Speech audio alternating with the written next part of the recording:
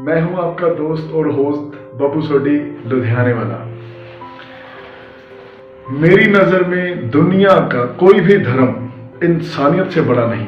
सारे धर्म मिलकर एक भी हो जाएं तो भी इंसानियत से छोटे ही रहेंगे। वैसे तो सभी धर्म रब से भी पहले इंसानियत की पुष्टि ही करते हैं।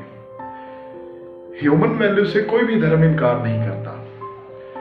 इंसानियत के दायरे में होने वाला हर काम हर धर्म के लेवल से ऊंचा होता है और ये बात सभी धर्म ग्रंथ मानते हैं।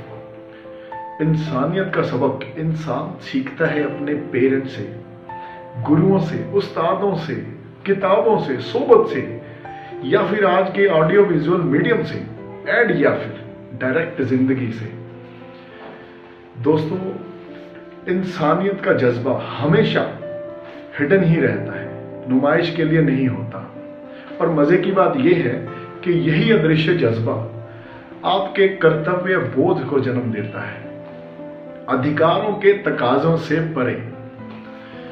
इंसानियत का जज्बा रखने वाला इंसान अपने काम को अपना कर्तव्य धर्म मानकर करता रहता है बिना किसी तवक्को के, और यही बात उसे दूसरों से अलग भी करती है और ऊंचा भी।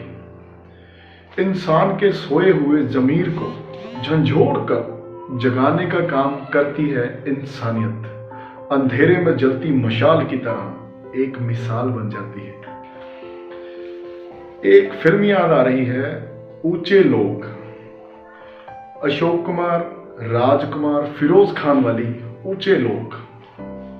इस फिल्म में अशोक कुमार साहब ने एक अंधे फौजी ऑफिसर की भूमिका निभाई थी जिनकी आंखें मैदान जंग में चली जाती हैं दोस्तों, और वो अपने साथ घटित हुई घटनाओं आदि के बारे में एक किताब लिख रहे होते हैं। सॉरी, देख नहीं सकते इसलिए लिख भी नहीं सकते, मगर वो टाइपराइटर पे टाइप करना जानते हैं, इसलिए ये कहना सही होगा कि टाइपिंग द्वारा लिख रहे होते हैं। खैर, उनके इस काम को उस फिल्म में उनका बेटा बने फिरोज खान बेकार का काम बताते हैं, मगर जवाब में दी गई दादा मुनी की दलील जहां खुल जाए वहीं सवेरा।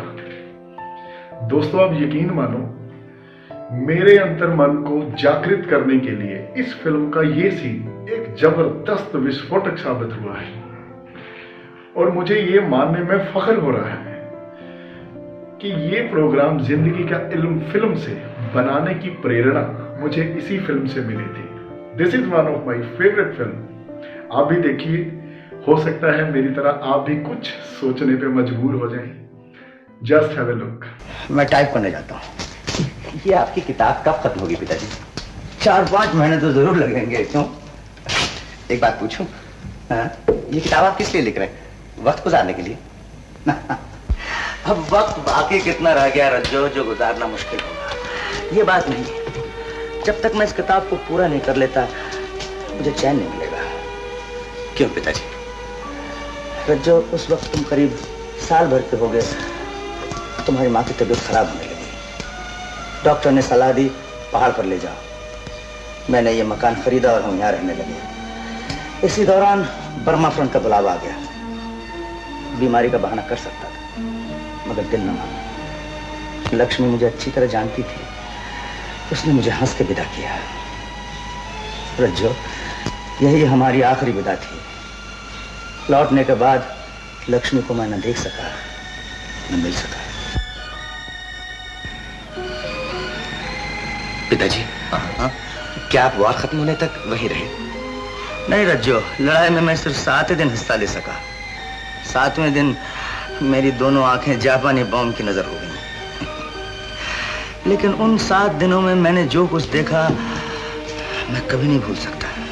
वो जवान जिन्हें मैं सिर्फ हुक्म देता था, जिन्हें मैं इंसान नहीं समझता था, जब हंसते हुए मौत के मुंह में कूद पड़े देश की इज्जत बचाने के लिए, हमारी जान बचाने के लिए।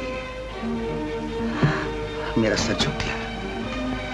आज भी मेरी इस अंधेरू दुनिया में वो सब एक लाइन में खड़े हो जाते हैं। रहमत अली, जमीर खान, ज्ञान सिंह, बारिंदास, एक एक करके सब मेरी आंखों के सामने शहीद हो गए। और तुम्हारा ये जुम्मन चचा, जिसने मेरी जान बचाने के लिए गोलियों की बौछार की कोई परवाह नहीं की, और जो किसी तारीख में इन लोगों का नाम नहीं लिखा जाएगा अगर मैं भी दुनिया से, उनके बाल बच्चों से, उनकी कुर्बानियों का कोई जिक्र न करूं। कोई मैं देखता हूं।